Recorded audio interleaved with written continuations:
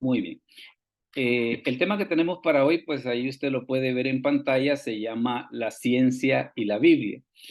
Como les comentaba hace un momento, pues fue una sugerencia de nuestro hermano Oscar. Y siempre, aunque yo llevo, digámosle así, aunque yo llevo una agenda de temas, pero eso no quiere decir de que usted no puede proponer lo suyo, ¿verdad? Sino que también usted puede proponer y no hay ningún problema. En este caso, pues para hablar precisamente acerca de esa cuestión de la ciencia y la Biblia, y fíjese que, vaya, tal vez una cosa que es bien importante al respecto de que generalmente este tipo de temas, ya ve que en el colegio de teología pues está la materia de apologética, ¿no? Donde se ven este tipo de situaciones. Y es interesante, precisamente, es interesante porque a veces en más de alguna ocasión, a veces como que la gente nos pregunta, ¿no? En el sentido de decir, mire, ¿y no cree usted que para esta altura de la historia, para todos los avances de la tecnología, da la impresión pues de que como que la Biblia como que ya es algo que ya no sirve para nada pues, o que sencillamente es un libro de la antigüedad que quedó allá, pero ya no tiene mayor cosa que hacer, ¿va? Entonces precisamente por eso es de que nos vamos a tomar este tiempito para hablar acerca de eso. Entonces, por ejemplo, tal vez algunos conceptos que va a ser interesante que nosotros podamos ir entendiendo es precisamente, bueno, primero, ¿qué es esto? Cuando hablamos acerca de ciencia, ¿qué es lo que podemos entender por ciencia? Veamos en este caso, hermano Mario, léanos por favor Proverbios 3:20. Amén. Proverbios 3:20. Amén. Dice, con su ciencia los abismos fueron divididos y destilan rocío los cielos. Correcto. Vea de que en este caso, pues cuando habla acerca de cómo fue que Dios hizo las cosas, se ve pues de que no fue algo así de que como que fue a tonta hacia loca, pa, en el sentido de decir voy a hacer esto aquí, voy a hacer esto allá. No, sino que definitivamente, por eso menciona la Biblia, eso de que dice con su ciencia, o sea, con el conocimiento de Dios, dice, los abismos fueron divididos, dice, y destilan rocío los cielos. Ahora, tal vez una cosa que es importante precisamente en esta discusión tiene que ver precisamente con el hecho de que qué es lo que nosotros podemos entender por ciencia. ¿Qué es lo que nosotros podemos entender por ciencia? Porque fíjese de que en este aspecto, cuando hablamos acerca de ciencia, la verdad es que hay varios conceptos que es importante que nosotros podamos considerar. Uno de ellos tiene que ver, por ejemplo, con esta situación. Mire, que vaya, por ejemplo, ¿cuál es la palabra? ¿Cuál es la palabra que se usa en el texto hebreo precisamente cuando ahí en Proverbios 3:20 se habla acerca de la ciencia? En ese caso, pues la palabra que se ocupa en el texto hebreo es la palabra da'at. Y esa palabra da'at, lo interesante es que significa conocimiento, percepción o habilidad. Entonces se da esta situación de que cuando las escrituras dicen con su ciencia, dice con su ciencia los abismos fueron divididos, quiere decir de que habla acerca de que hubo un conocimiento, pues hubo una habilidad por medio de la cual fue que Dios hizo todas las cosas. ¿Qué es lo que nosotros podemos entender acerca de qué es ciencia? Y fíjese que es interesante que nosotros podamos hacer esta distinción porque a veces la gente dice, es que la ciencia está en contra de la Biblia, ¿no? O la ciencia está a favor de la Biblia. Tampoco, ninguna de las dos cosas. Y le voy a decir por qué no. No precisamente por lo que la palabra ciencia significa. Veamos algunos de los significados. Fíjese que, por ejemplo, en esta definición de la Real Academia dice que ciencia es, por ejemplo, es el conjunto de conocimientos obtenidos mediante la observación y el razonamiento sistemáticamente estructurados y los que se deducen principios y leyes generales con capacidad predictiva y comprobables experimentalmente. Entonces, ¿qué le indica esto? De que en parte la ciencia comprende, vaya, si usted dice, le voy a poner un ejemplo. Yo vengo y le digo, mire, fíjese de que el agua caliente puede quemar. Eso yo se lo puedo decir así a seca, ¿va? Pero ¿qué sería una cosa que nosotros podríamos hacer para verificar si eso es cierto? Ponemos a calentar agua, acercamos la mano, ponemos un termómetro, ¿verdad? Y entonces comprobamos de que sí, efectivamente, el agua puede quemar. Entonces tenemos esa situación de que cuando hablamos de ciencia, es algo, está hablando acerca de algo que yo puedo repetir, ¿verdad? Es algo que yo puedo repetir, aquello de poder decir, mire, si yo le echo azúcar al agua, cambia su sabor. Ah, bueno, entonces, ¿qué es lo que sucede? Echemos azúcar, lo removemos y entonces, ¿qué es lo que sucede? El sabor del agua va a cambiar. Entonces tenemos la situación esa de que, en primer lugar, la ciencia tiene que ver con algo que se puede repetir, con algo que se puede repetir. Luego fíjese que, por ejemplo, hay otra definición de ciencia que también es bien interesante que la tengamos en cuenta. Por ejemplo, nos dice que ciencia es saber o erudición, ¿va? O por ejemplo, dice tener mucha o poca ciencia, ser un poco de ciencia, un hombre de ciencia y virtud. Por ejemplo, aquella persona que sabe mucho de algo. Entonces, ¿qué es lo que sucede? Viene la gente y dice, no, mire, esa persona tiene mucha ciencia, o sea, de plano sabe mucho de lo que está diciendo. También, por ejemplo, ciencia puede significar habilidad, maestría, conjunto de conocimientos en cualquier cosa. La ciencia del caco, por ejemplo, en este caso de un ladrón, del palaciego del hombre vividor. Y también, por ejemplo, hay otra definición de ciencia, conjunto de conocimientos relativos a las ciencias exactas, físicas, químicas y naturales. Por ejemplo, ¿qué es lo que sucede? Ah, mire, una persona que conoce de matemáticas, conoce las ciencias matemáticas. O por ejemplo, alguien que conoce sobre física, tiene conocimiento sobre la ciencia física. Entonces, vea usted de que en ese aspecto, cuando hablamos de ciencia, la verdad que ciencia tiene un significado bastante amplio. ¿Y por qué le menciono esto? Porque a la luz de esto, una cosa nos queda claro, y es lo siguiente. Ante la pregunta, ante la pregunta de que si la ciencia puede demostrar la existencia de Dios, no lo puede hacer. No lo puede hacer. ¿Por qué? Porque el campo de la ciencia es aquello que se puede repetir y comprobar mediante un experimento.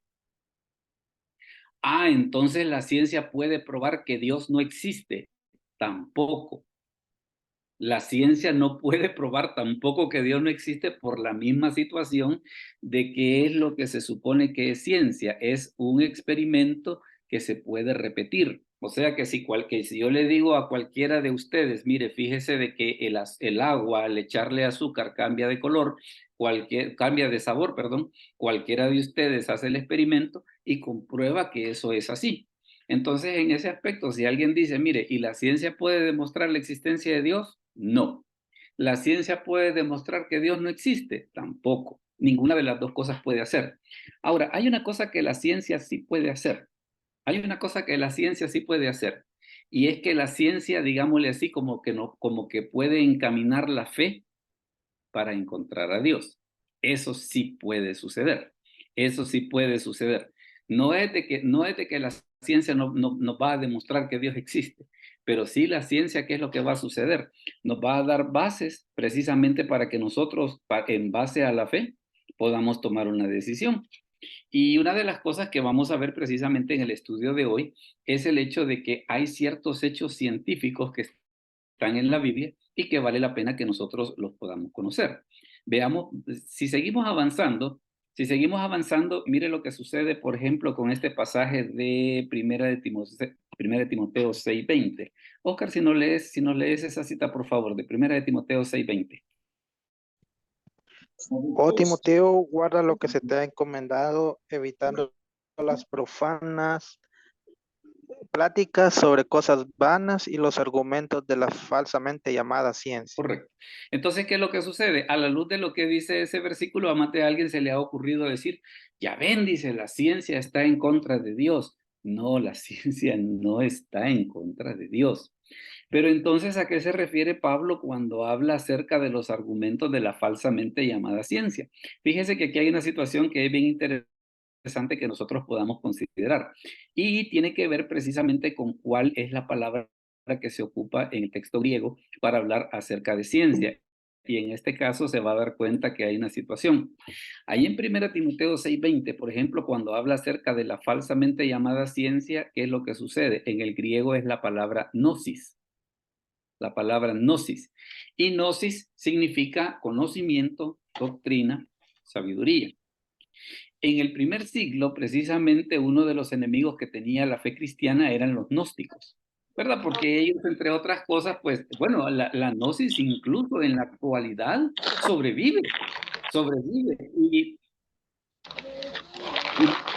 por ejemplo, muchas veces, por ejemplo, digámosle así, una de las cosas que le quieren vender a la gente es el hecho de decirle, no, miren, nosotros no somos religión, sino que nosotros somos personas que estamos en busca del conocimiento, ¿verdad? De ser mejores personas a través a través de ampliar nuestro conocimiento.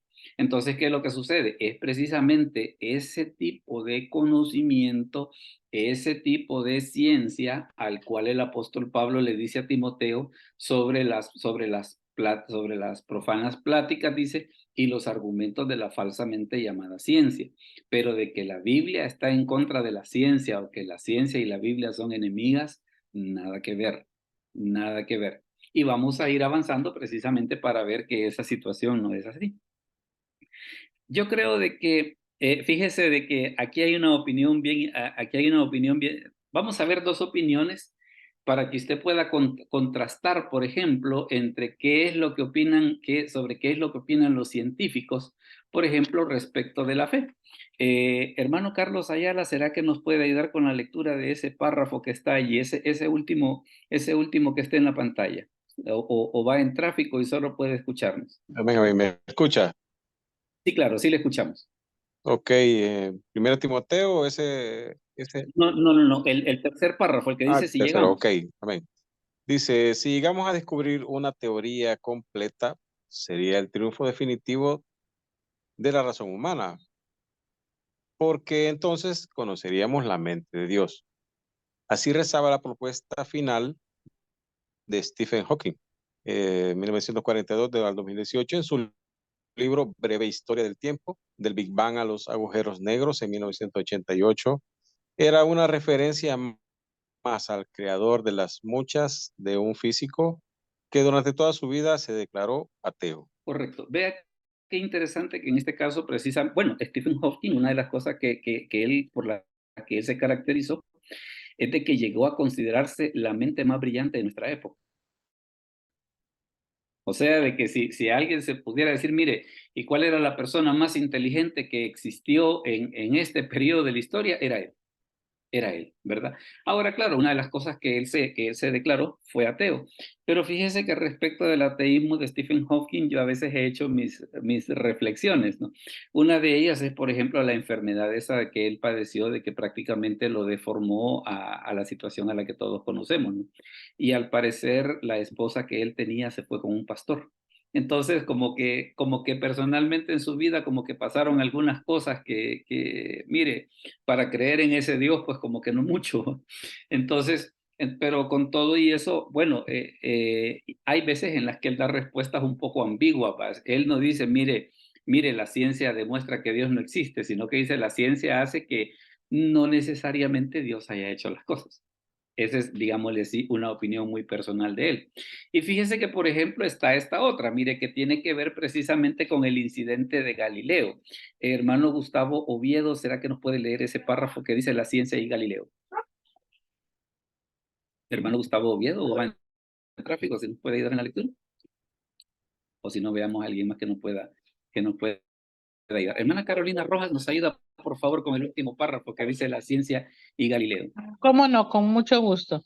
Dice, este episodio se considera uno de los grandes choques entre la ciencia y religión. Sin embargo, Hernán Macmillan, profesor de Historia y Filosofía de la Ciencia en la Universidad de Notre Dame, consideró que el asunto fue mal entendido y esto no fue un choque entre ciencia y religión. La razón, todos los involucrados en el caso eran cristianos. Correcto. ¿Qué es lo que sucede con esa situación de Galileo? Porque ya ve de que como una de las cosas que se creía antes de Galileo, que era era precisamente que la Tierra era el centro del universo. Entonces, cuando Galileo salió con la idea de que la Tierra, o tal vez no del universo, perdón, el centro del sistema solar, el centro del sistema solar. ¿Qué es lo que sucede cuando aparece Galileo y dice, no, mire, la Tierra no es el centro del sistema solar, sino que el centro es el Sol? Entonces apareció la cuestión esa de decir, mire, si se tomó como base precisamente la Iglesia Católica, tomó como base el incidente de Josué cuando dice de que el sol se paró. Entonces, ¿cuál fue la deducción que ellos sacaron en ese momento? Decían, si la Biblia dice que el sol se paró, dicen, era porque era el sol en el que se estaba moviendo, dice. ¿Habrá alguien que pondrá en duda lo que dice la palabra de Dios? Dice. Entonces, claro, se armó un gran lío. Una de las cosas que hicieron fue que Galileo renunciase a su idea, lo hicieron firmar de que él estaba equivocado. Y sin embargo, cuando él iba saliendo del lugar donde lo hicieron firmar de que se retractaba de todas sus opiniones, él volteó para atrás y dijo, y sin embargo se mueve. O sea, de que lo estaban prácticamente forzando a que dijera algo que él estaba seguro que no era así. Pero en este caso, ¿qué es lo que sucede? Viene este Hernán McNulty, él dice, no, porque generalmente hay quienes dicen, mire, ese fue un pleito entre la ciencia y la Biblia. No, no fue un pleito entre la ciencia y la Biblia, porque todos los involucrados en ese pleito, todos eran cristianos. Pues. Entonces, en ese aspecto, no se puede decir de que, que mire, es que la ciencia está en contra de la Biblia. No, no está en contra de la Biblia. Ahora, ¿qué es lo que sucede? Mire lo que se da en esta situación. Vamos a ver algunos pasajes que nos hablan acerca de algunas verdades científicas que en este momento son aceptadas por todo mundo y que curiosamente son mencionadas en la Biblia. Y una de ellas que creo que hoy todo mundo da por sentado, ¿qué es? Es precisamente esta situación de los usos horarios. Esto de los usos horarios a lo que se refiere es que no en todas partes del mundo es la misma hora, ¿verdad? Entonces, ¿qué es lo que sucede? Dependiendo de la región del mundo, la diferencia puede ser entre 1 hora hasta 23 horas, pues. Entonces, el llegar a ese asunto, el que la humanidad llegase a ese acuerdo de los usos horarios y las implicaciones que tenía para los viajes, para el internet, para una serie de cosas, la verdad pues de que fue una situación bien, llegar a ese punto fue difícil, pero el hecho de que ahora todo el mundo lo haya aceptado es una de las cosas que ha logrado que la humanidad avance. Ahora, usted dice, bueno, ¿y la Biblia habla acerca de los usos horarios? Claro que sí. Y mire en boca de quién lo dice. Mire en boca de quién lo dice. Veamos en este caso, hermana Elsa Ramos, ¿nos puede leer por favor Lucas 17, del 34 al 36? Amén, pastor. Os digo que en aquella noche estarán dos en una cama, el uno será tomado y el otro será dejado. Dos mujeres estarán mirando juntas, la una será tomada y la otra dejada. Dos estarán en el campo, el uno está tomado y el otro dejado. Correcto. Fíjese que este pasaje nos habla acerca de una situación, de que cuando sea la venida del Señor, mire lo que dice la Escritura que va a suceder. Dice, dos estarán en una cama. ¿Eso en qué momento ocurre? Durante el sueño. Después dice, el uno será tomado y el otro será dejado. Después dice, dos mujeres estarán moliendo juntas. ¿A qué hora se iba a moler? Temprano en la mañana. Después dice, dos estarán en el campo. El uno será tomado y el otro será dejado. Vea qué interesante que cuando sea la venida del Señor, dice este pasaje de Lucas, de que mientras para unos va a ser de noche, para otros va a estar amaneciendo y para otros van a estar trabajando, digámosle así, en las labores del día. Claro, ahora, ¿qué es lo que sucede? Nosotros notamos esa situación que usted ve en ese diagrama que está a la derecha, miren, de que efectivamente prácticamente toda la redondez de la Tierra se divide en ciclos de 24 horas. Entonces, ¿qué es lo que sucede? Se da el caso de que vaya, por ejemplo, mientras aquí en El Salvador, ahorita, ¿qué es lo que sucede? Mientras aquí en El Salvador, por ejemplo, son las 7 de la noche, en San Francisco son las 6 de la tarde. ¿verdad? En Nueva York son las 9 de la noche. Y así usted va aumentando. En Argentina son las 10 de la noche. Entonces, ¿qué es lo que sucede? Esa situación de que la hora no sea igual en todas partes, hoy nosotros lo damos por sentado, hoy. Pero ¿qué es lo que sucede? Notamos en ese aspecto que ya Jesús en el Evangelio de Lucas, ¿qué es lo que pasaba? Nos hablaba de que no en todas partes del mundo es la misma hora, porque mientras en unas partes del mundo es de noche, en otras partes del mundo está amaneciendo y en otras partes del mundo están en las labores del día a día. Y fíjese que otra cosa también que hoy damos por sentado y que la Biblia ya lo decía es precisamente el hecho de que la tierra está colgada sobre nada. Veamos, hermana Claudia, ¿nos puede leer Job 26:7? Por favor, es la cita que está abajo. Job 26:7. Amén, pastor. Dice, Él extiende el norte sobre el vacío, cuelga la tierra sobre nada. Correcto. Claro, usted ve esa afirmación y dice, obvio, claro, pero eso lo decimos ahora. Eso lo decimos ahora.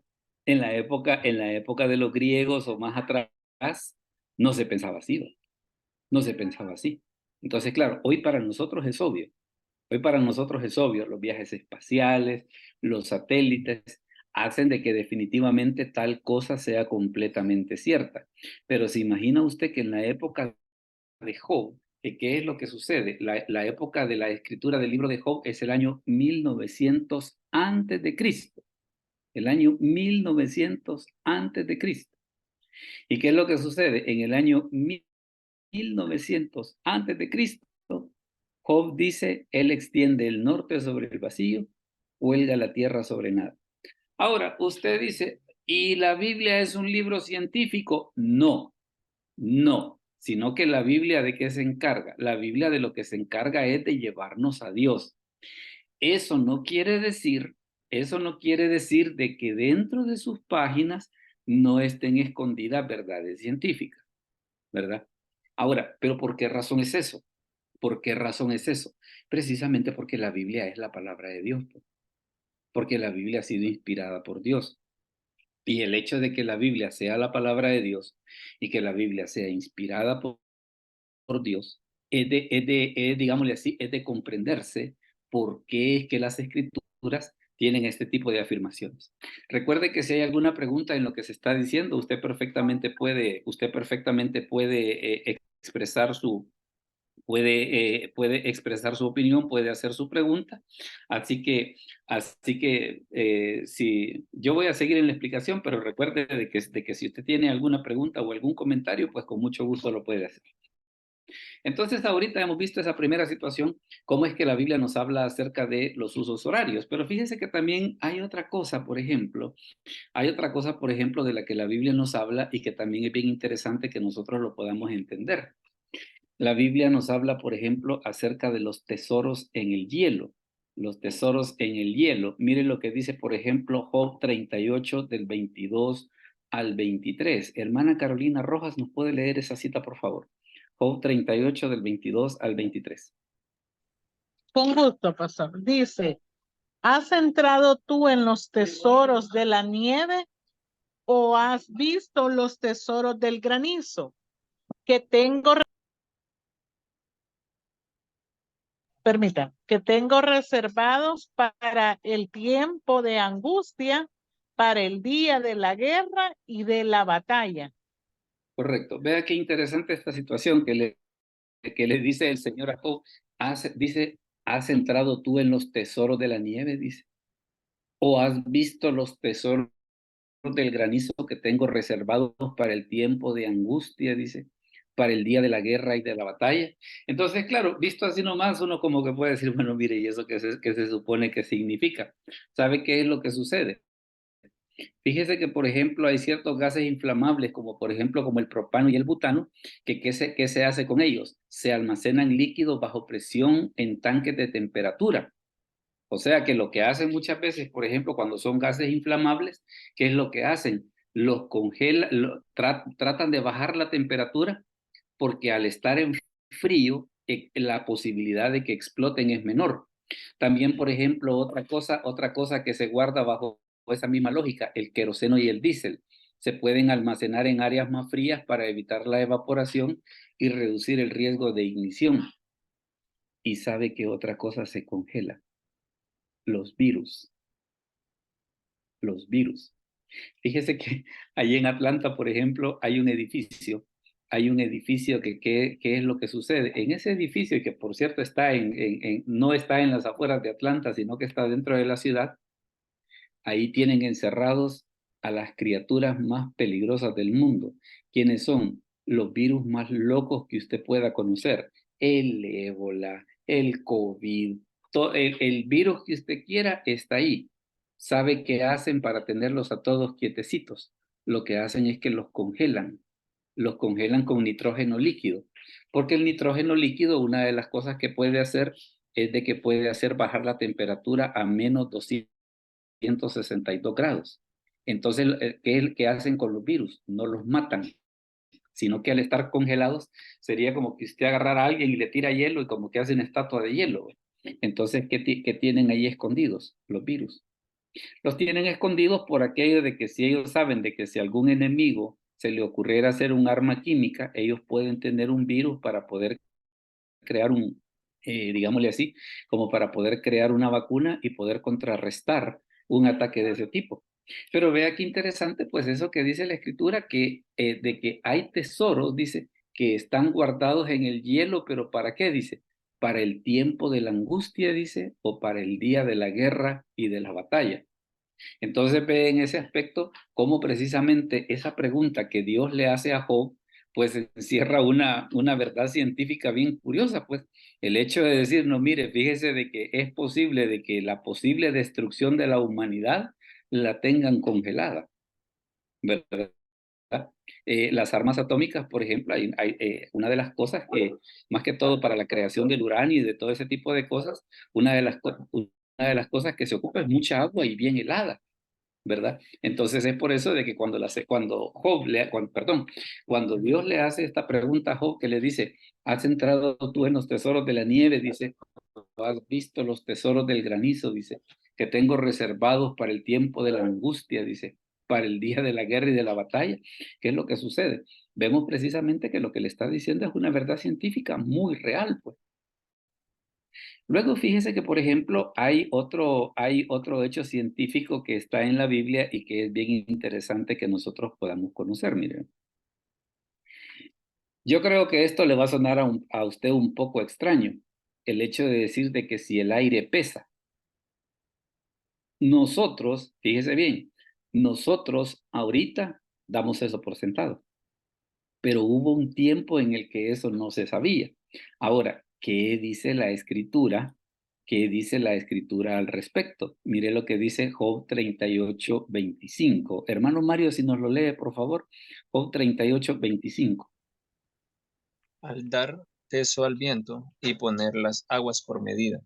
Correcto. Entonces vea de que y vea qué curioso que todas estas citas que estamos mencionando son citas del libro de Job, precisamente porque Job es considerado el libro más científico de la Biblia, por esa razón. Entonces, por eso es de que muchas de estas citas que estamos viendo están en el libro de Job. ¿Qué es lo que sucede? Y tengamos en cuenta que Job es el libro más antiguo de la Biblia, pues o sea, que no está ni en los libros recientes, pues sino que está en los libros antiguos. Entonces, ¿qué es lo que pasa? En este caso dice la Escritura, al dar peso al viento y poner las aguas por medida. Y eso ya en hecho científico, ¿cómo se llama? En la superficie de la Tierra, el aire tiene un peso aproximado de 1.2 kilogramos sobre metros cúbicos. Esto significa que la corteza terrestre y todos los objetos sobre ella están sometidos a una presión que denominamos presión atmosférica. Entonces, ¿qué es lo que sucede? En la época de Job, como que a cualquiera se le hubiera podido decir, ¿y el aire pesa? Pues fíjese que sí pesa. Ahora, voy a hacer algo. Voy a poner un video. Si el video no se oye, Si el video, yo tengo entendido de que lo he configurado para que se oiga, pero si no se oye, por favor, hágame la reacción para ver de revisar la configuración. Así que voy a poner el video ahorita y para que veamos la comprobación esta de lo que dice la escritura, de esto que dice Job 38:25, dice, al dar peso al viento y poner las aguas por medida.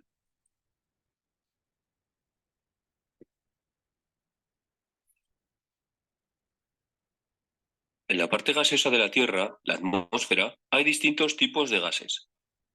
Este aire repartido por la atmósfera desencadena una serie de acciones que vamos a contaros a continuación.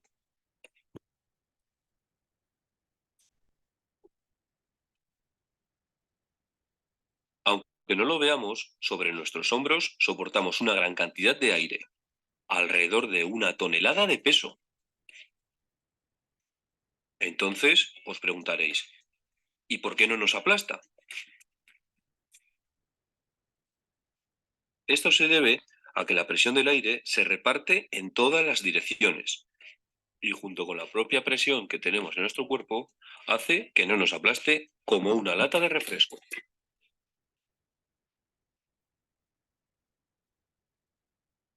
Por ello, podemos decir que la presión atmosférica es la fuerza que ejerce el aire contra la superficie.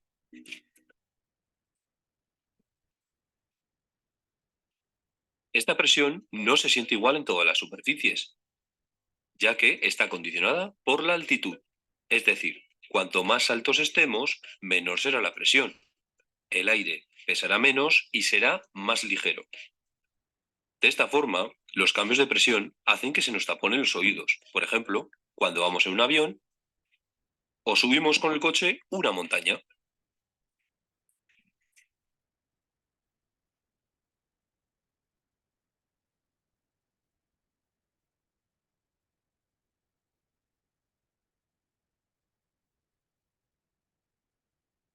Entonces, claro, usted dice, bueno, ¿y la Biblia es un libro científico? No. La Biblia es el libro que nos acerca a Dios, pero eso no quiere decir de que dentro de sus páginas no existan verdades científicas. Entonces, esa cuestión, por ejemplo, que Dios le dice a Job en el 38:25, cuando le dice, a ver, ¿y dónde estabas tú? Le dice, cuando yo le estaba dando peso al viento y puse las aguas por medida. Nosotros pues ahorita lo damos por hecho, ¿va? Pero hubo un momento del conocimiento científico en el que ese concepto no existía, ¿verdad? Cosa que es una verdad de que nosotros hoy la damos por sentado. Ahora, ¿qué es lo que sucede? Vemos precisamente cómo la Biblia, y en un libro tan antiguo como es el libro de Job, hablaba acerca de ese tipo de situaciones. ¿Podemos seguir entonces? ¿No hay ninguna duda o algún comentario al respecto? Si todos estamos bien, creo que si no, más adelante, pues recuerde que va a haber el espacio para las preguntas y los comentarios. Bueno, luego fíjese que, por ejemplo, hay otra cosa que también la Biblia nos habla, perdón, y es acerca del agua. Fíjese de que el agua es uno de los elementos más misteriosos que existe, no en la Tierra, es uno de los elementos más misteriosos que existe en el universo. Y mire por qué. Veamos, hermano Gustavo Oviedo, ¿nos puede leer Job 38:30, por favor? Job 38:30. Hola. O hermano David Kirley, ¿nos puede leer Job 38:30? Hola, hola. Hola, ¿me oye? Hola, hola. Sí, se le escucha. Ok. Sí, se le escucha. Hermana Claudia, ¿nos puede leer Job 38:30, por favor? Amén. Las aguas se endurecen a manera de piedra y se congela la faz del abismo. Correcto. Fíjese de que eso es una situación que, claro, hoy la gente, digamos, en el caso de los países helados, en época de invierno, una de las cosas que dice, pues sí, mire, se congelaron los ríos, se congelaron los lagos. Obvio. Nosotros hoy decimos obvio, pero ¿sabe qué es lo que sucede? El único líquido que le ocurre eso es el agua. Al alcohol, al aceite, la gasolina, el gas, todos los que son líquidos diferentes del agua, no les pasa eso. Y una de las cosas que hace precisamente que la vida exista en nuestro planeta, ¿sabe qué es? Es precisamente el hecho de que el agua se comporte de la manera que lo hace. Entonces, ¿qué es lo que sucede? Cuando Dios estaba hablando con Job, ¿qué es lo que le dice? Mira, Job, ¿sabes qué es lo que sucede? Las aguas se endurecen a manera de piedra, dice, y se congela la faz del abismo. Veamos la explicación de esto. Mire. Vamos con un poco de ciencia. Ahora que ya estamos en época de frío, vemos algunos lagos helados. ¿Por qué el hielo se forma en la superficie? Parece una pregunta sencilla e inocente, pero no lo es para nada. El motivo: el agua es un líquido especial. Vamos a ver primero cómo se comporta la mayoría de líquidos, que son más densos cuando se solidifican. ¿Qué quiere decir eso? Eso quiere decir que si se congelan, se hunden. Por ejemplo, el aceite. Si estamos en casa y ponemos una botella de aceite en el congelador, lo que veríamos es que primero se congela la base de la botella y poco a poco lo hace el resto. El agua no. El agua es un líquido especial. ¿Por qué? Porque es menos denso cuando se solidifica y si se congela, flota. Lo podemos ver si ponemos un cubito de hielo en un vaso de agua que se queda flotando. Contado esto, ya podemos ver lo del lago. Si sometemos un lago a unas bajas temperaturas ambientales, muy bajas, lo que pasará es que la parte del agua que tiene una temperatura menos fría va hacia abajo y la que tiene una temperatura más fría se dirige hacia la superficie. ¿Por qué? Porque pierde densidad. Por este motivo, el hielo siempre se forma en la superficie del lago si está formado de agua. Si no, no pasaría lo mismo. ¿Y sabe qué es lo que hace que, o digámosle así, cuál es la ventaja de que el agua se comporte de esa manera? La ventaja de que el agua se comporte de esa manera es de que se protege toda la vida animal que está debajo. Porque, por ejemplo, si un lago se congelara por completo, todos los peces que están allí morirían. Pero qué pasa precisamente con la situación esta de que el agua se comporta de la manera que lo hace? Al crear la capa de hielo encima, entonces, ¿qué es lo que sucede? Eso prácticamente es un aislante para que no se congele el resto del agua y la vida que está, ya sea en ese lago, en ese río, no muera. Y es por eso, por ejemplo, que el agua en las profundidades marinas, entiéndase la fosa de las Marianas y cualquier otro lugar así, está fría pero no congelada. ¿Por qué razón? Porque el agua cuando se empieza a congelar, ¿qué hace? En lugar de hundirse, flota. Al flotar, ¿qué es lo que hace? Hace una capa de hielo encima y al estar esa capa de hielo encima, ¿qué es lo que hace? Protege todo lo demás que está abajo. Entonces, vea qué interesante de que esa situación cuando Dios comienza a hablar con Job y le comienza a decir, bueno, mira, Job, yo te voy a preguntar, le dice, y tú me vas a responder. ¿Y dónde estabas vos? Le dice, cuando yo hacía de que el agua se endureciera como piedra y se congelara la faz del abismo. Claro, son cosas que nosotros hoy en este momento nosotros vemos que son obvias. Nosotros vemos que son obvias. Pero en la época de Job, ¿qué es lo que sucede? El Señor le dice a Job, mira, ya te fijaste todas esas cosas. Ya te pusiste a pensar. Claro, es por eso de que después Job viene y dice, mire, yo hablaba lo que no entendía, ¿va? Cosas demasiado maravillosas para mí, dice. De oídas te había oído, dice, mas ahora mis ojos te ven, dice. Y entonces Job cae en la cuenta y dice, bueno, mira, Señor, ahora mejor hagamos una cosa, dice.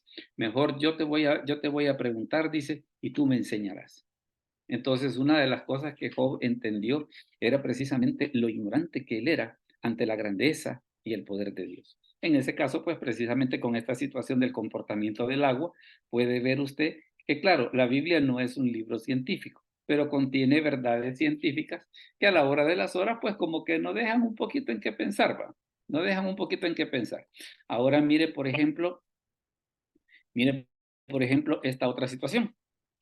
Yo creo que muchos de nosotros, por ejemplo, cuando estábamos en la escuela y que se nos hablaba acerca del origen del sistema solar, bueno, primeramente se nos decía que eran 9 planetas, ¿verdad? En la actualidad, pues Plutón, por las características que tiene, ha sido excluido como planeta y está considerado como planetoide, pero ese es un debate que hasta el momento no se le ha hallado respuesta, porque digámosle así, no tiene el tamaño requerido de un planeta, pero lo curioso es que tiene 4 lunas, ¿va? Entonces, si no es planeta, ¿cómo es que tiene lunas? Y ahí es donde la ciencia se ha enfrascado en una subdiscusión al respecto.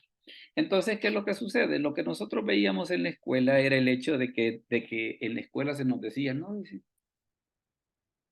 el sistema solar no lo ha creado Dios, sino que el sistema solar, lo que sucedía era de que todo el sistema solar estaba, digámosle así, concentrado en el Sol. El Sol estaba girando sobre sí mismo, pero no era lo suficientemente sólido, como para tener consistencia. Precisamente por ese giro que él estaba teniendo sobre sí mismo, comenzó a desprender fragmentos que fueron formando los planetas. Y es así como se explica la creación de los planetas. Entonces después vienen y dicen, no, dice, ¿y con las lunas qué pasó? Cuando los planetas todavía no estaban lo suficientemente fríos, ellos estaban girando y de ahí se fueron desprendiendo las lunas. Entonces, esa es la explicación. ¿Y qué es lo que sucede? En la actualidad, digámosle así, como que el sistema educativo ha llegado a un empate técnico. ¿Cuál es el empate técnico? De que a los chicos se les enseñan las dos teorías y se les da a ellos la libertad de que ellos elijan. Existe la creacionista, existe esta teoría que yo les acabo de medio explicar y que fue ideada por Immanuel Kant y reforzada por Pierre Simon de Laplace. Entonces, ¿qué es lo que sucede? Mire, ahí están las dos teorías. Usted elige. Ese es, digámosle así, el pacto de caballeros en el que los sistemas educativos en muchas partes del mundo han llegado al entendimiento de decir, no, miren, no nos compliquemos, no nos metamos en lío de religión ni cosa que se parezca, sino que pongamos las dos teorías y dejemos que la gente elija. Pero fíjese que aquí hay una situación y que es precisamente lo que le quiero comentar. Esta teoría que explica el sistema solar de esta manera se oye bien bonita y todo estaría bien a excepción de un problema, Y el problema lo plantea este caballero, mire, ve, Johannes Kepler. Este Kepler, ¿qué es lo que sucede? Él era un científico alemán que él descubrió 3 leyes. Él descubrió 3 leyes que son las que rigen el sistema solar. Las vamos a ver brevemente y se va a dar cuenta de una cosa.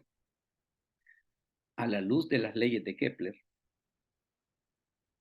el sistema solar tuvo que haber sido creado por alguien. Y aquí en este caso, lo que usted va a ver, aquí no estamos hablando de religión, no estamos hablando de ninguna cosa que se parezca, sino que es ciencia.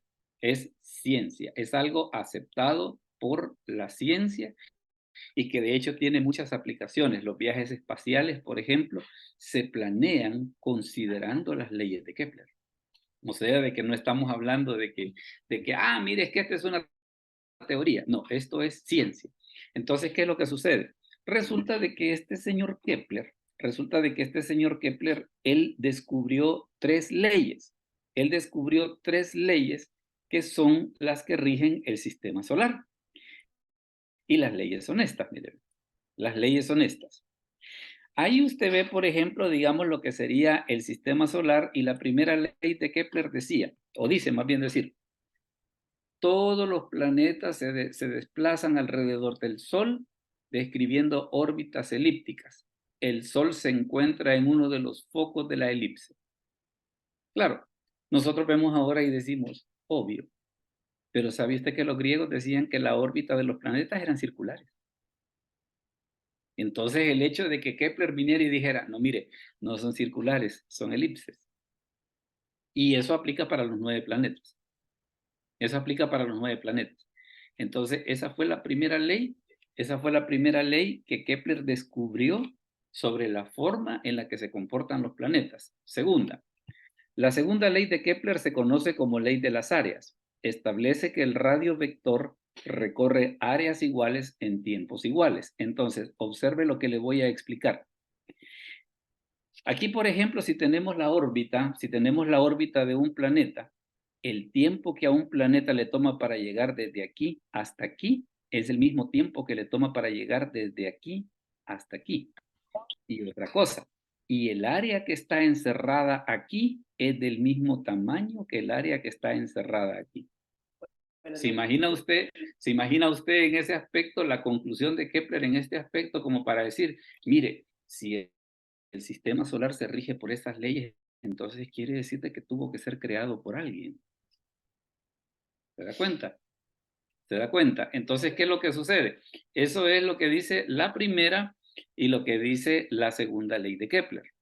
Veamos la tercera. Veamos la tercera. Por ahí alguien me acaba de pasar a molestar. La tercera ley de Kepler. Para cualquier planeta, el cuadrado de su período orbital es directamente proporcional al cubo de la longitud del semieje mayor de su órbita elíptica. Así como está, la tercera ley, pues es como que hemos hablado en chino o como que hemos hablado en griego. Pero mire, esta explicación creo que nos va a ayudar a aclarar algunas dudas sobre lo que significa la tercera ley.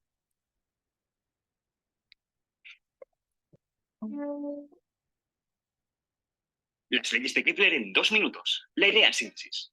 Érase una vez un mundo en el que los planetas giraban. Nadie sabía cómo lo hacían exactamente y empezaron a proponer soluciones random.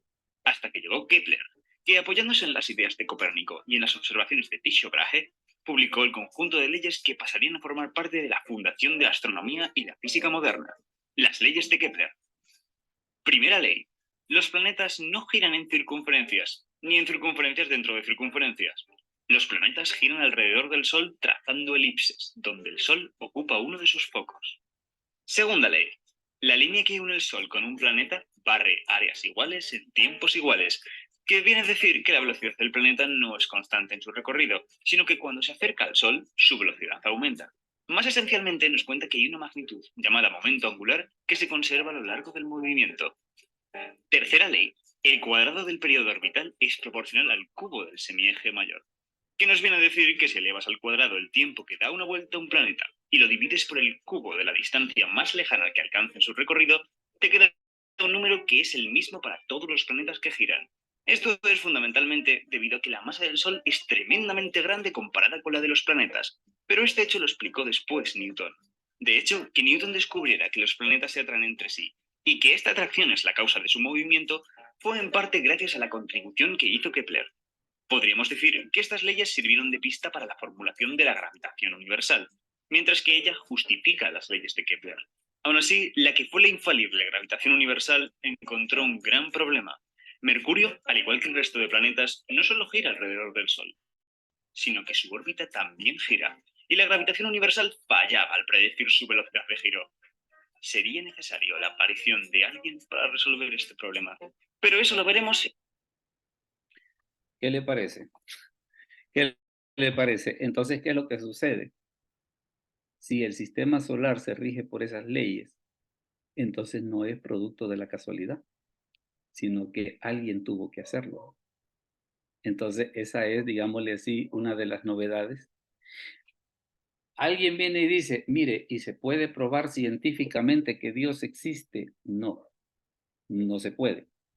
Pero digamos que la ciencia como que nos da una encaminada y después la fe es la que va a recorrer el resto del camino para que nosotros podamos encontrar a Dios. Fíjese que esa tercera ley, yo recuerdo que cuando a mí me la explicaron, le voy a enseñar este cuadrito que está por acá, mire. Cuando a mí me la explicaron, ahí en la tercera ley hablaba acerca de una fórmula. En este cuadro que usted ve acá, toda esta información, por ejemplo, esto que está T en años y todo esto que está A en unidades astronómicas, ¿qué fue lo que sucedió? Kepler recopiló esa información, en parte hubo alguna que él la descubrió y hubo otra que ocupó los datos de un señor que es mencionado en el video que se llamaba Tycho Brahe. Entonces, ¿qué es lo que sucede? Cuando él vino y metió todos esos datos en la fórmula, resultó que la tercera ley le daba una constante. ¿Y cuál era la constante? Que si usted digámosle así, el tiempo que el planeta completaba un periodo de traslación, lo elevaba al cuadrado y la distancia que recorría la elevaba al cubo y hacía la división que le daba una constante. ¿Y cuál es esa constante? 1. Entonces, si eso es así, quiere decir de que el sistema solar no es producto de la casualidad, sino que es producto de un diseño y de un acto creador de Dios. Así de simple y así de importante. Vamos a dejar este momento para que si alguien tiene alguna pregunta o algún comentario o algo que usted quisiera que se volviese a repetir, porque lo dije muy rápido, porque no me di a entender, ahorita pues es el momento para que usted pueda formular sus preguntas antes de mencionarles cuál va a ser el tema de la próxima semana. ¿Alguien tiene alguna pregunta o algún comentario respecto de todas estas cosas que hemos dicho? Veamos. ¿Alguna pregunta o algún comentario? Recuerde que puede usar las reacciones. A ver, hermana Claudia, diga. Para mí, pastor, la ciencia sí habla de Dios y podríamos confirmar la existencia de Él porque para el hombre todavía hay cosas que no tienen explicación. Por ejemplo, antes se hablaba de que el cuerpo más pequeño del universo era el átomo, pero después se descubrieron las partículas subatómicas, que eran eso, ¿verdad? Más pequeñas, eran parte del átomo. Y después los hombres investigando más se dieron cuenta que estas partículas subatómicas habían fuerzas que las movían, que las atraían, había simetría. Y lo que los científicos no alcanzan a explicar todavía es qué fuerza es la que mueve estas partículas o la que la mantiene en simetría. Y obviamente es Dios, ¿verdad? El que las hace mover. O sea, si no hay una explicación todavía para eso. Y alguien que investigó esto bastante de las partículas subatómicas fue un científico que él se decía que era ateo, pero era increíble que entre más descubría, entre más investigaciones hacía, su enfermedad iba desarrollándose más y más. Este fue Stephen Hawking, que él se decía que era ateo, pero en algunos estudios, investigaciones, documentos que él desarrolló, sí hablaba de que había un Dios, que era el que controlaba todo. O sea, claro. Solo el hecho de pensar en la simetría de las teorías físicas, ¿quién las mantiene simétricas? ¿Quién mantiene esa fuerza donde se mueven los protones y los electrones y están en constante movimiento? Porque pensamos en eso y pensamos que son estáticos, pero no, se mantienen en constante movimiento. Entonces eso lo único que hace es confirmarnos la existencia de Dios, que así como Él creó las grandes masas del universo y los grandes planetas que hay, también creó lo más minúsculo como un protón, un electrón, y lo mantiene en movimiento constante.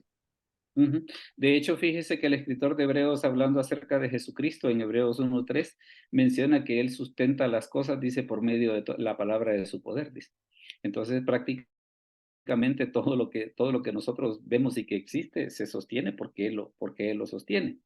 Lo interesante y tal vez, y es digámosle así, la idea central que quiero dejar a todos, es el hecho de que sí existen ciertos hechos científicos, pues, de que alguien puede decir, no, mire, fíjese de que la verdad es que hay ciertas cosas que la única, digámosle así, la única explicación coherente que queda es que tiene que haber un creador.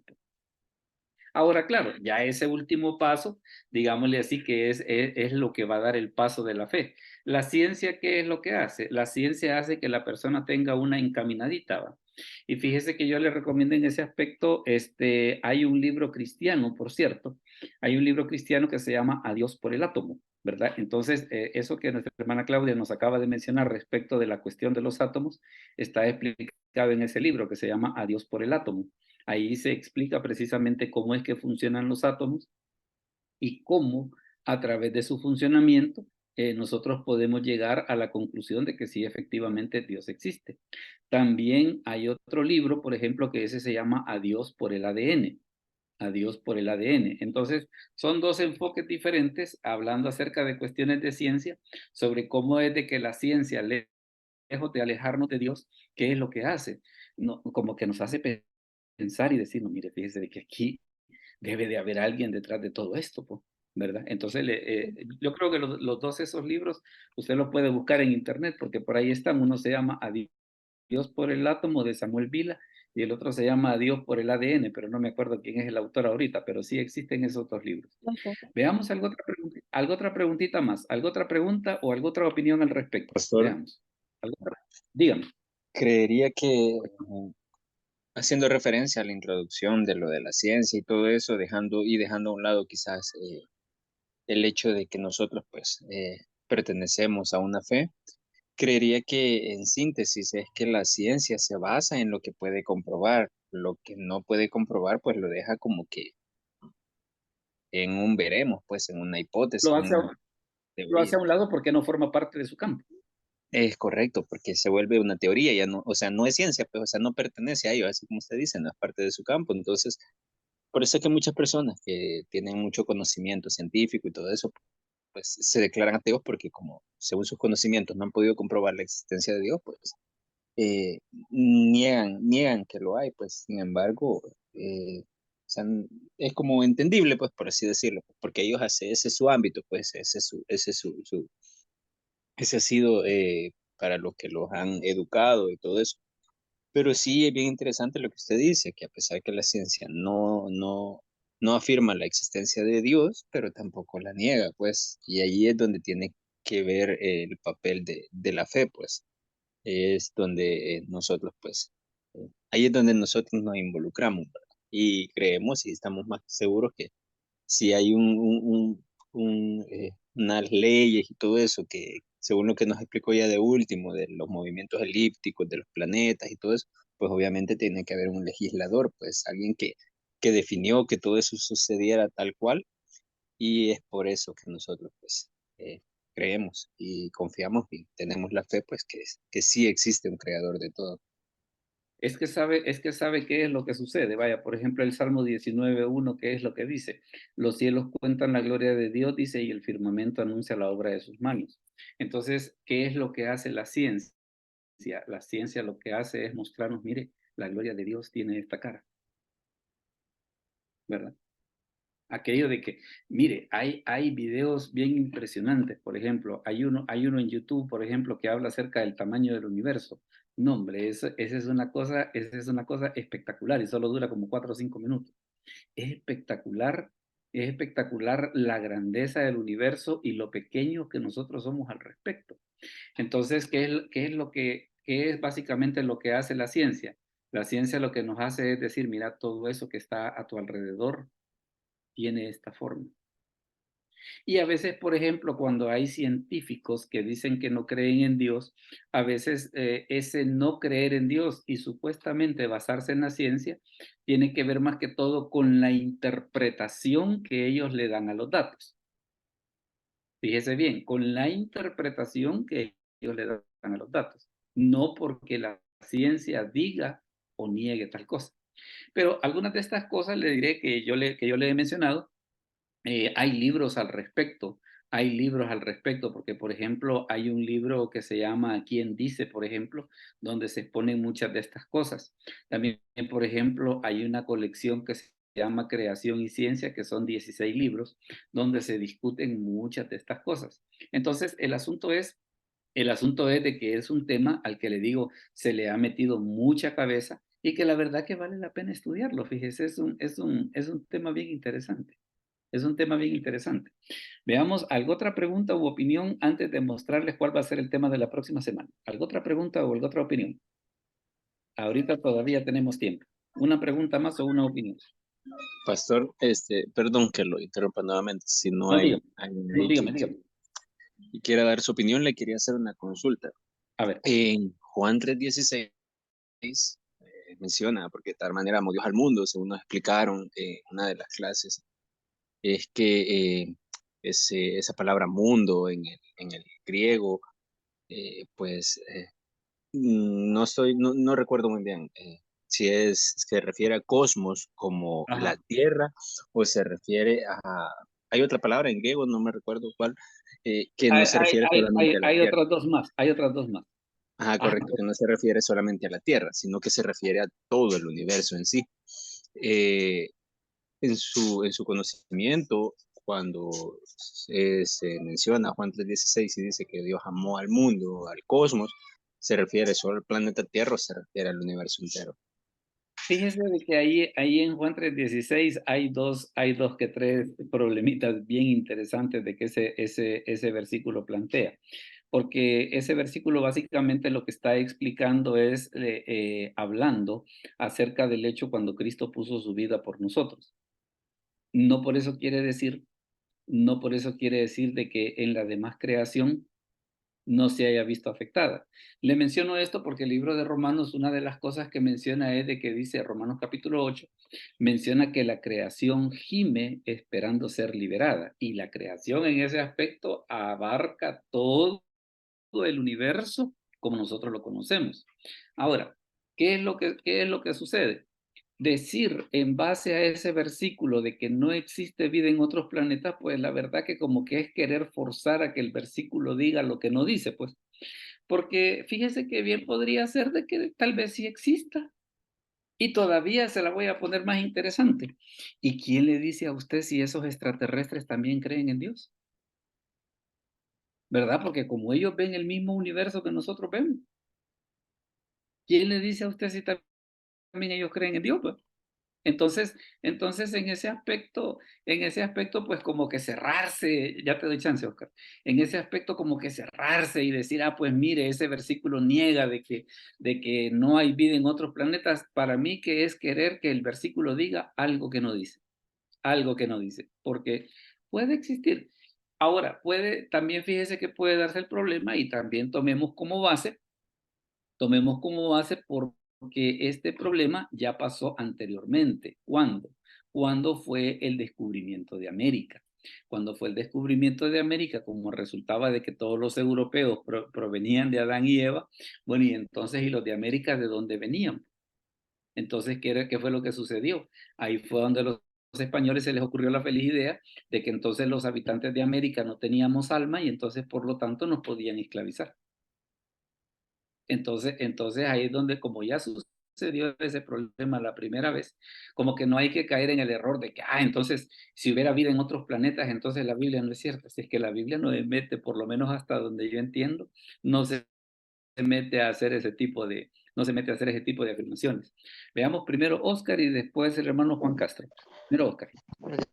Disculpa, Pastor, para ese caso podría ser también como el caso de los ángeles, que son creación de Dios, pero no tienen el derecho de la salvación como nosotros, Dios nos lo regaló a nosotros. También. Entonces son diferentes escenarios de que para mí Juan 3:16 en ese aspecto no está cerrando la cosa de decir de que, mire, la salvación fue solamente para el mundo y entonces por eso es que no hay vida en otros planetas. No, para mí que ya al sacar ese tipo de conclusiones es querer forzar a que el pasaje diga algo que no dice. Hermano Juan Castro, dígame. Pastor, feliz noche, Dios lo bendiga. Un gusto en verlo. Gracias, el gusto es mío, pastor. La verdad es que me abrió la ventana para hacer un comentario un poco absurdo de seguro. Las disculpas a los compañeros y a usted, pastor. No, hombre, aquí no hay preguntas absurdas, no se preocupe. Dice que hablamos de un Dios grande.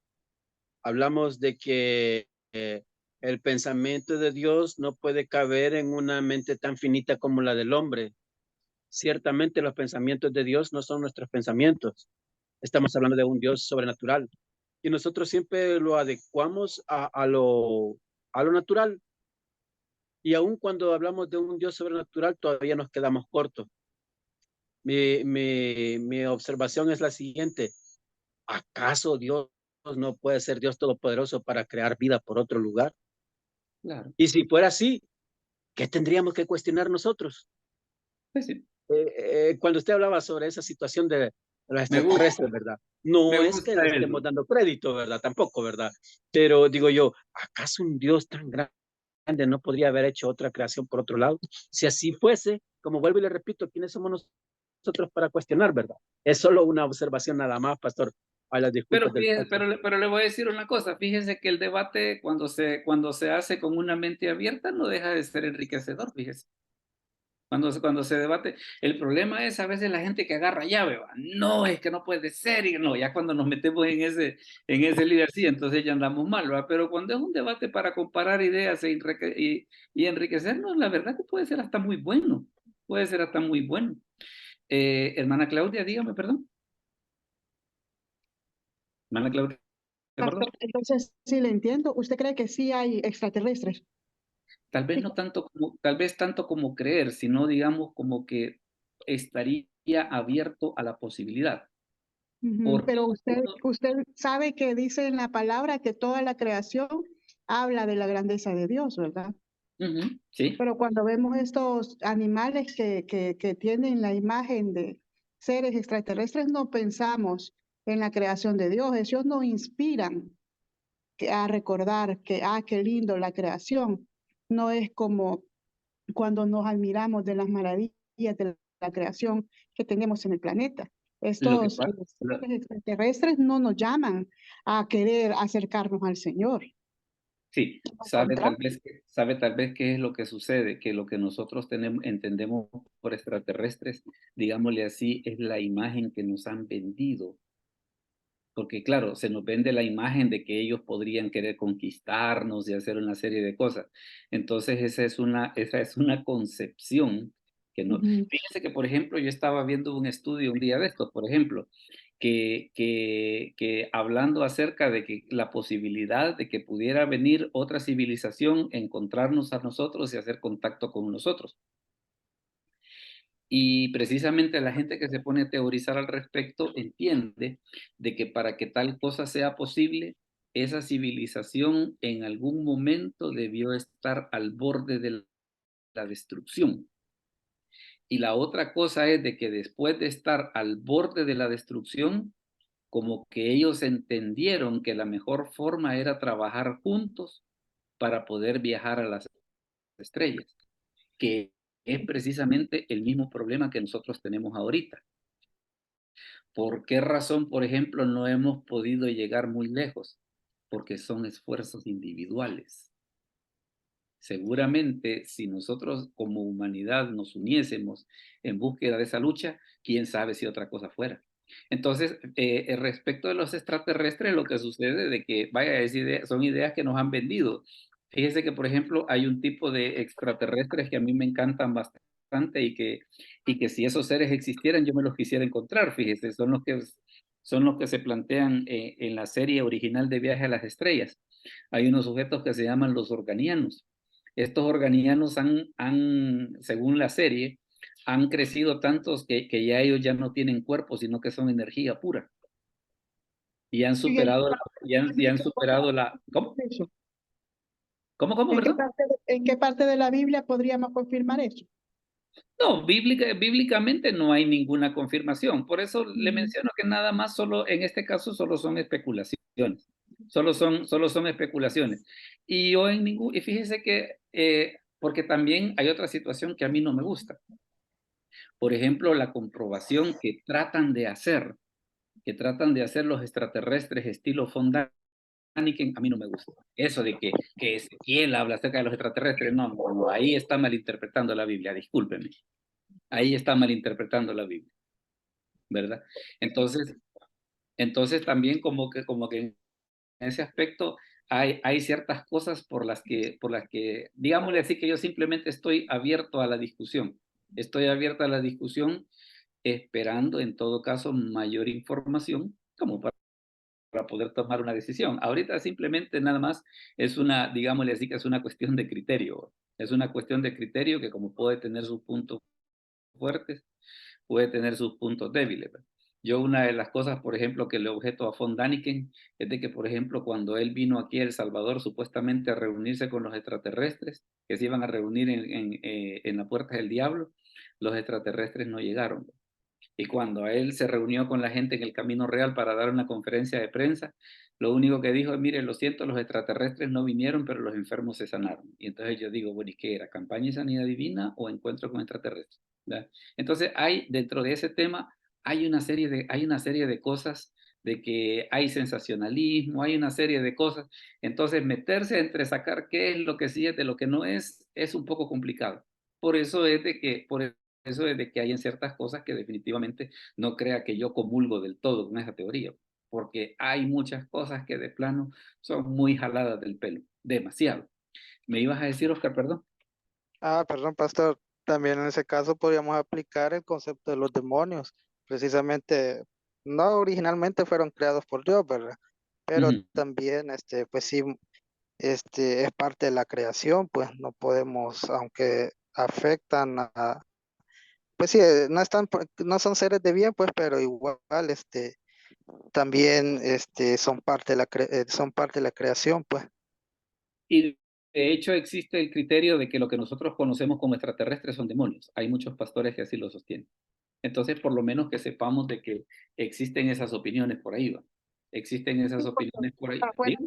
afuera del espacio de la Tierra no se No, han visto no, extraterrestres, no. solo se han visto en el espacio de la Tierra. Por Entonces eso la es, gente por eso es, no lo ha visto. por eso es que hay pastores que sostienen de que lo que nosotros vemos como extraterrestres en realidad sean demonios, precisamente por esa situación. Y Porque Dios no fue hizo los demonios, ¿verdad? Dios no los hizo, Dios hizo ángeles. correcto, que fueron ellos los que se apartaron de Dios fue otra cosa, ¿va? Dios no hizo a Satanás. Satanás se volvió malo, pero Dios hizo un ángel. Ujú, eso, así es. Entonces, bueno, creo que bien podríamos agendar un tema un día de esto sobre eso, ¿va? Porque la verdad que sería una situación interesante. Como tal vez, digámosle así como para hermano Hernán, dígame por favor. Hola, hermano Hernán. Hola, pastor. Dígame. A mí me gusta ver un programa que sale en esta cuestión de Discovery Channel o no sé cómo sale, pero salen donde hay unos grandes pastizales. Ah, hay unos en grandes Inglaterra. pastizales Sí. y que hacen que de repente en la mañana ya amaneció una figura X, digamos, y bien recortadito el pastizal y todo eso, y cómo se llama, y me llama la atención todo lo que hemos estado escuchando, y respecto a eso, y hasta ahorita no se sabe qué es lo que ha hecho esas figuras así, y que son bien cabalitas, como que fueran dibujitos cabales. Sí. Fíjese de que ya más de alguien ha salido explicando que para hacer esas figuras solamente se necesita una vil estaca cortada en ángulo y prácticamente se puede hacer en cuestión de horas. Entonces, por eso, y no solamente eso, sino que ya más de algún bayunco las hace con figuras de Nike, de McDonald's y de cosas así por el estilo. Entonces dicen, no, miren, no, eso no me le dé mucho crédito, que eso cualquiera lo puede hacer. Entonces, por eso es de que está el debate abierto sobre si efectivamente son extraterrestres o qué va. Porque si ya más de alguien ha salido diciendo, mire, se puede hacer, es más, yo le voy a hacer uno, véngase mañana, ya lo voy a tener terminadito para que lo vean. Entonces, y no se necesita cosa de mucha tecnología para poder hacer semejante travesura. Entonces, le digo, ahí pero se lo comento porque le digo, fíjese que en este tipo de, más que todo en ese tema, digámosle así, como que existen pros y contras. Existen pros y contras. Y tal vez una de las cosas que mi recomendación personal es, porque le digo, yo he tenido la experiencia, por ejemplo, hace muchos años llegaba un joven a la iglesia que le gustaba mucho el tema de los extraterrestres. Entonces, mi experiencia fue de que yo debatía con él. Eventualmente se convirtió. Entonces, el asunto está tal vez, y se lo recomiendo, porque probablemente usted en algún momento se puede encontrar con alguna persona que le puede plantear ese debate, pues. Y para mí, le diré quizás como un ejercicio de madurez en ese sentido, es el hecho de aprender a debatir sin enojarse, ¿va? Aprender a debatir sin enojarse, debata, y probablemente después de esa discusión, el Señor toque el corazón de esta persona y eventualmente se convierta, ¿no? Y no solamente eso, sino que también nosotros nos vamos a enriquecer en el sentido de decir, mire, vamos a aprender algo nuevo. Entonces, ahí en ese aspecto le diré, por lo menos Yo antes le digo, esos programas que sacan en History, por ejemplo, que los extraterrestres están en el libro de Ezequiel, que están en el Arca del Pacto. No, hombre, mire, ahí sí, así sí no juego yo. Usted, eso ya es querer que la Biblia diga algo que no dice, ¿verdad? Así que creo que un día de estos, dependiendo, vamos a ver cómo agendamos una situación así, porque ya vi que podría ser un tema interesante. Por ahora, déjeme comentarle cuál va a ser el tema de la próxima semana. El tema de la próxima semana es mire, ve, claves para entender el Apocalipsis. Ese es el tema que vamos a tener para la próxima semana. Claves para entender el Apocalipsis. No le digo que vamos a hacer un estudio de Apocalipsis porque ya hay una materia en el Colegio de Teología que lo explica. Tal vez lo que yo le voy a dar es aquellos puntos importantes, macros, que debemos observar para poder entender el libro de Apocalipsis, ¿verdad? Entonces, eso lo vamos a hacer el próximo miércoles a las 7. Déjenme comentarle, y estaban diciendo temprano, antes de iniciar la reunión, el hermano Hernán estaba haciendo la pregunta, que si iba a haber vacaciones. Esto no depende del Colegio de Teología. O sea, esto es aparte del Colegio de Teología. A lo sumo podría haber vacación, por ejemplo, si la Navidad coincidiera con un miércoles o una cosa así. De lo contrario, pues, aún en vacaciones, vamos a estar aquí, aprovechando para que si usted quiere echarse una debatida sobre estos temas, pues aquí lo vamos a poder hacer, ¿verdad? Así que ahí les dejo esa inquietud de cuál va a ser el tema para la próxima semana. Clave ese va a ser el tema del que vamos a hablar. Así que no me resta más pues que darle las gracias por habernos acompañado y veamos, hermano Juan Castro, nos dirige en oración para terminar, por favor. Nos dirige en oración para terminar. Amén, pastor. Gracias, pastor Jaime Peñate. Gracias por recibirnos en esta reunión. Y nos encomendamos en las manos del eterno Dios, diciéndole, buen Dios y Padre que estás en el cielo. Gracias te damos por cada uno de los compañeros que se dan cita a esta reunión, bendito Dios. Gracias por el maestro, gracias por llenarle de salud, gracias por llenarle de sabiduría, bendito Dios. Te pido que le lleves en todo camino a él, a su familia y a cada uno de los que le rodean, y que pueda ser un maestro, bendito Dios, en cada una de nuestras vidas para nuestro propio crecimiento espiritual. Guarda a cada uno de mis compañeros, guarda a cada uno por nombre, a sus familiares, en el nombre que es sobre todo nombre, en el nombre de Jesús, tu Hijo amado, por quien te damos las gracias. Gracias, Señor Jesús. Gracias, Padre. Gracias, Espíritu Santo. Amén y amén. Bueno, el Señor me los bendiga. Gracias por acompañarnos y les invitamos para el próximo miércoles. Buenas noches. Bendiciones, buenas noches.